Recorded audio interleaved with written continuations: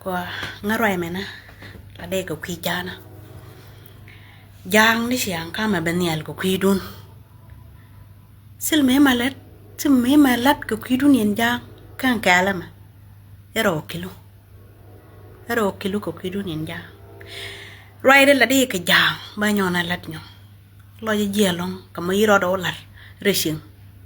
na kwi mo naka na re lo kam haja me no elo lokel ko yen jang bia jien bia na bia ka una re lo ka nuori sham je ya kel bia ngai ne dur me ya la nuori sham je re te ka men de re ngai ba nuori sham je ka nuora de lar nuora ne da bom nuora bum ka re nen to 64 tribe ka South Sudan ke liu te ka 64 tribe ka joy na nuora ka nuora ya kana kali sa joy ka ko sta ko lazim baka yelo ina te jang kel bia ngai ne yen jang sho parodun na time dun na sho parodun na ngwarun kana mole abishalari yen ri yaler ka ko abishalari bia ngai na ngo bia jien bia ona reshen bia donguna bia gaduna bia manuna dormi ala no ye shagrana win mona men ye shagran dormi ala no shano kun yalan fi yeda longa shoden janga yang biarun mahad bia ka ko dur dial bia yuganin ko bia ngano ko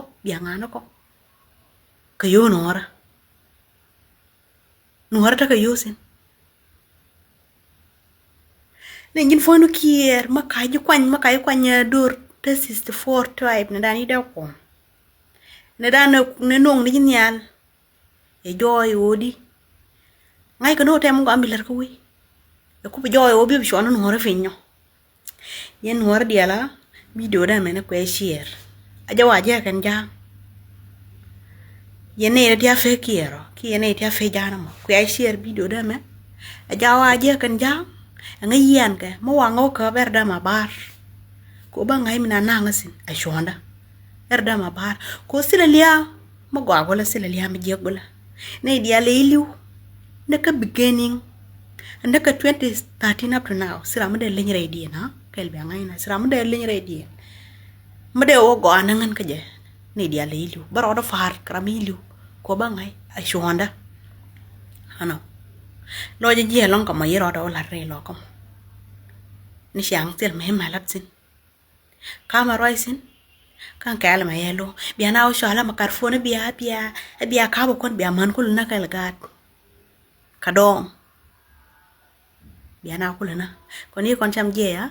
kel bia ngai na yen fainun jan ka yen nuora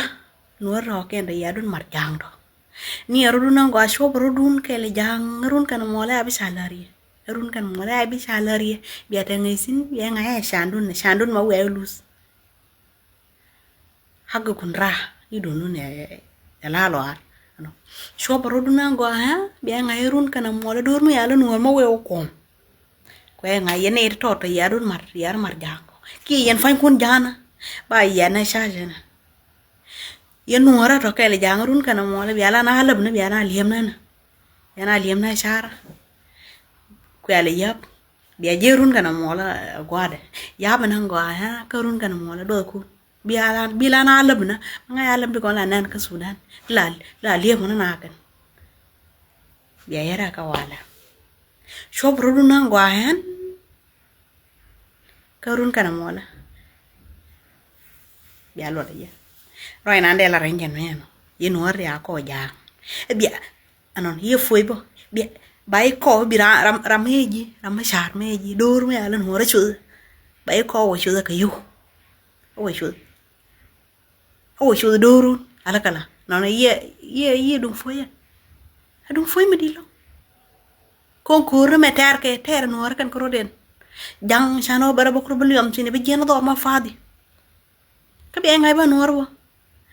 nuora bi ko shong la nuora ene kan nuora arda ma gewi mon dur me ala nuora ma ge abaden re te kana ke wer da ma ge ya da menina me dur me ala nuora ba shu balana larna ye shakran wi mon ma nuora chano kunyal yuro do dakhalu sin lor aba nuor chu do me al nuor chu kel bi ngane yen ja ku share video me jawa je kan ja ngani kur ne rama kor wi mon jawa je kan ja nya roi na de la lo je tet lo je lo kan no yiro do lan ri sim